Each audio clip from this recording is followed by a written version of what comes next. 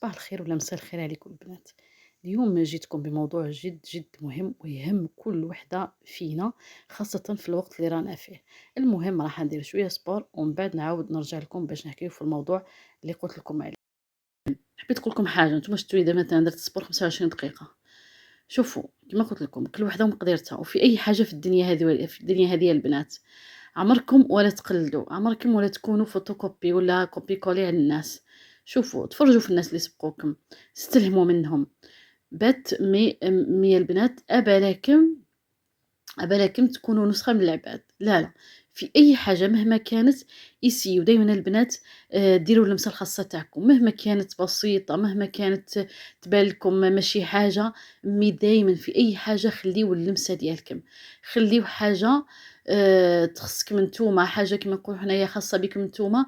باش تتميزوا. التميز فين يكمن البنات؟ ماشي في التقليد الأعمى. التميز البنات دايما يكمن في اللمسة الخاصة. هكذا البنات، على بيها مهما شفتوا مهما ريتوا مهما سمعتوا ما تتأثروش للدرجة هذيك بالناس. دايما دايما كما نقولوا حنايا اسيي وعيشي، وكما نقولوا حنا وافونسي.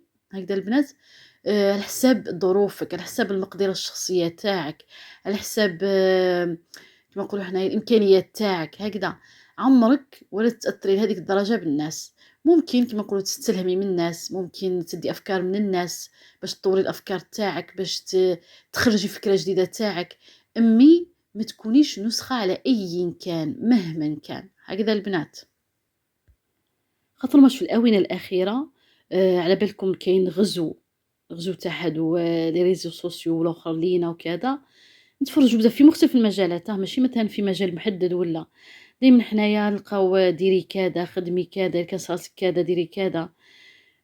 ومرات كاين نسا وبنات وكذا واش نقول لك أنا، يطبقوا حرفيا الشي اللي يجيهم. مي خاصكم البنات تفهموا وتعرفوا باللي ما كانش حاجة عفوا اسمها تطبيق الأعمى ولا تطبيق 100%. علاه؟ كاينه وحده دوكا هي الناس البشر نقولها، كل وحده منين تهضر، وحده تهضر انطلاق من الظروف اللي هي عايشاتهم، كاينه اللي تهضر انطلاق من الامكانيات تاعها، كاينه اللي تهضر انطلاق من القرايه اللي قرات، من الفهمه اللي فهمتها. كاين اللي داروا دورات مثلا مع حتى انه كاينين مؤثرات وكذا، مستشارين والاخر يديروا دورات في الخارج، في لندن، في بريطانيا كما نقولوا حنايا، في الامريكان كذا، في اوروبا. وتجي تحكي لك على حوايج داتهم كما نقولوا حنا من الكوار وكذا، ومن ناس عندهم ظروفهم وعقليتهم والاخر يجيو يحكيوهم لنا حنايا. هكذا ممكن كاين طبقات يخرج عليهم هذاك التفكير، هذاك التدبيره هذيك تخرج عليهم، كاين طبقات تخرج من هذيك التدبيره. امي انا شفتها، يعني الله اعلم، شفتها انا شخصيا. حنايا احنا مثلا كما احنا في الجزائر مثلا الجزائريين، ولا حتى طبقات بسيطه جدا كي تاع العرب، بزاف تدابير وبزاف ماشي تدابير تاع المطبخ، لا لا ما نهضرش على هذه. نهضر على مثلا الدبارات في الحياه الزوجيه، في العلاقه مع الاولاد، في حياتك. بزاف حوايج حنا ما يخرجوش علينا، ما يخرجوش علينا كيما نقولوا حنا نقول لك أنا ما يتوالموش مع الظروف تاعنا. هكذا. وكاينه وحده تشوف تسمع هكذا تتأثر، تروح تقول لك أنا نطبّق في حياتي، تروح هي زعما كيما نقولوا حنا تكحلها تعميها، تكون في حاجة تعود في حاجة.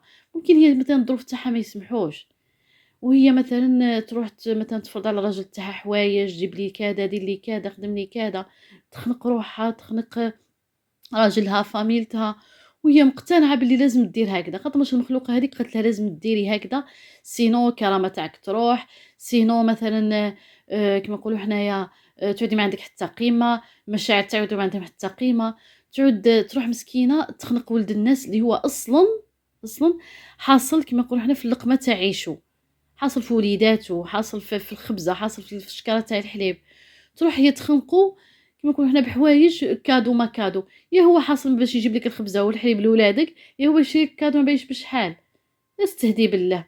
ما قلناش الإنسان يسدد ويقارب.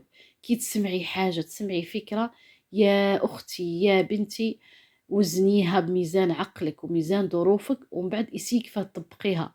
مثلا قالت لك الراجل تاعك غلط فيك، لازم يجيب لك كذا ولازم يدير لك كذا والاخر، اعرفي كيفاه تطلبي منه غلط فيك. مثلا قولي له دير لي خرّج لي الخروجة الفلانية، ما عندوش المخلوق، خرّج لي الخروجة الفلانية، مثلًا ما بليش أنا، مثلًا جيب لي كيما نقولوا حنا بلاكيطة شوكولا تاع مونة تاع 9000 هكذا، ماشي تخنقو، أنتِ على بالك بيه حاصل مسكين يا حليلي خليه يضرب في الشانطي والآخر والدنيا، وآخر تقولي جيب له كادو الحاجة الفلانية. وكاينة ما غيرش المؤثرات، كاين اللي حتى تسمع لختها، اختها هاذيك بالك لاباس عليها مولات خير، تقول لها والله يا اختي أنا سمعت الحاجة الفلانية من فلانة لازمك دير كذا كذا، فهمتني؟ وبالك هي على بالها بلي الظروف تاع راجلها ما سمحوش والآخر، أمي كيما نقولوا جهة كبيرة، لا تقول لأختك كي تسقسيها أختها كيفاش درتي، لا تقول لأختها والله أنا ما قدرت مسكين يا حليل ما قدرش، واش زاد عليه الشي هذا، ما يقدرش هو على الشي هذا الراجل تاعي، تخاف لا تقول لأختها هكذا باش تقول لها أختها يا أنتِ جايحة خليه يمسح بيك الأرض، فهمتوني يا البنات؟ وروحوا قيسوا على الموضوع هذا، أنا هضرت مثلًا على العلاقات الزوجية، كاين حوايج بزاف على البنات، دوكا الدنيا هادي حنا نشوفوا ونسمعوا، وكيما نقولوا دايما نسعاو باش نطوروا حياتنا، وباش كيما نقولوا حنايا نطوروا الوعي تاعنا هكذا. أمي كل وحدة والظروف تاعها، كل وحدة تقيس على حياتها، فهمتوني يا البنات؟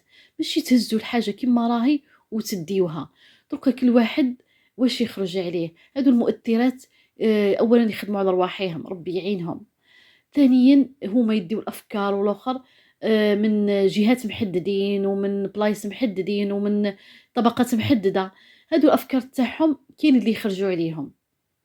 كاينين يا حليل اللي ما يخرجوش عليهم، فهمتوني؟ على بها يا البنات قراو، سمعوا لي بودكاست، سمعوا مثلًا هاذوك واش اسمهم هاذو المرشدات والاستشاريات والآخر، وشنو هو البنات عرفوا كيفاش تسمعوا، سددوا وقاربوا، ماشي تاكلوا برك تلموا برك، ما تلموش برك، أي فكرة، أي أي كيما نقولوا ماشي استشارة، أي نصيحة فهمتوني، تسمعوها حتى مني أنا شخصيًا تسمعوها عديوها على الميزان ديالكم تاع عقلكم تاع الظروف تاعكم ومن بعد طبقوها، طوروا رواحيكم، طوروا نفوسكم، ارتقيوا بنفسكم، بالأنوثة تاعكم، بحياتكم، أمي عرفوا كيفاش، ماشي تهزوا الخضر واليابس وتمشيو به كيما نقولوا دي فوا تجيو تكحلوها تقوموا تعميوها، هكذا البنات. المهم أنا دركا راني بردت الحمد لله، دركا نروح نضرب في هادو شحاشاكم ومن بعد نفطر فطوري ومن بعد نكمل روتيني، بقاو على خير البنات، نتلاقاو من بعد إن شاء الله ولا في فيديو واحد آخر، إلى اللقاء.